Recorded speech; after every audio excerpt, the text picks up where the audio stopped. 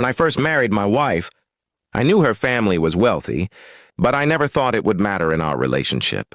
I believed love could overcome the differences in class, money, and lifestyle. She told me countless times that she didn't care about her father's approval or his fortune. I thought we were on the same side, building something real together, but slowly her father's shadow began to creep into our lives, and I realized just how wrong I was. Her dad was the CEO of a massive company, the very place where I had started working after our wedding. He gave me the job under the pretense of keeping an eye on me and making sure I could support his daughter. At first, I was grateful, thinking it was a chance to prove myself. But I soon noticed that no matter how hard I worked, I was never good enough in his eyes. Every achievement was dismissed, every effort criticized, while he constantly pampered his daughter with gifts and praise. The breaking point came one afternoon when he called both of us into his office. My wife had just returned from a trip, and he tossed her a set of keys with a smile. "This is for you, sweetheart," he said. It was a brand new BMW, custom ordered in her favorite color.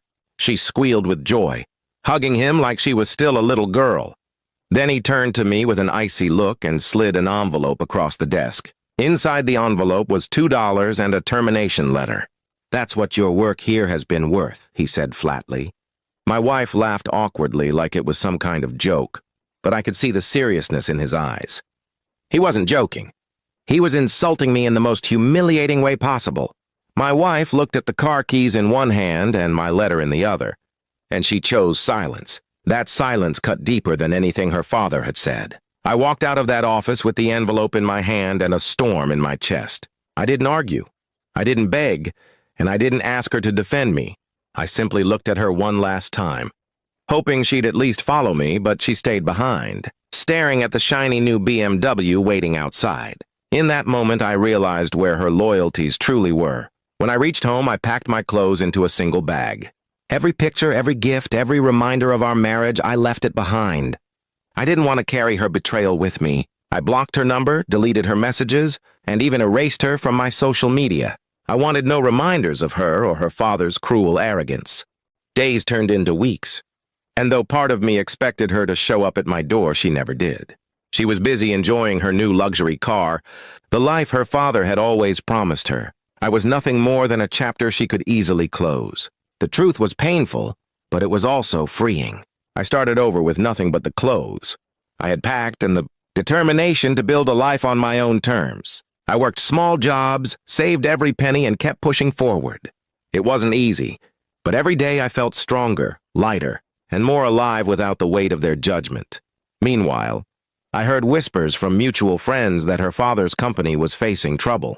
His arrogance had caught up with him, and investors were pulling out. My wife, once flaunting her BMW, was now struggling to keep up appearances. I didn't gloat or reach out. It wasn't my problem anymore.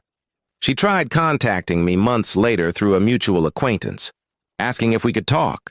But by then I had moved past the pain. I no longer had the urge to explain myself or to seek closure.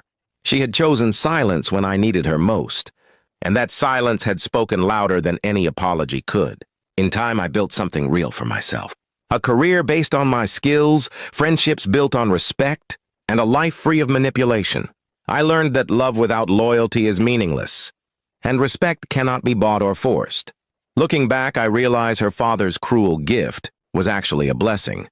Those $2 and that firing letter pushed me to leave a toxic life behind and start anew. Sometimes life has to break you in order to rebuild you stronger. Now, whenever I think of her and that BMW, I don't feel anger anymore. I just feel grateful that I walked away before I became completely lost in their world.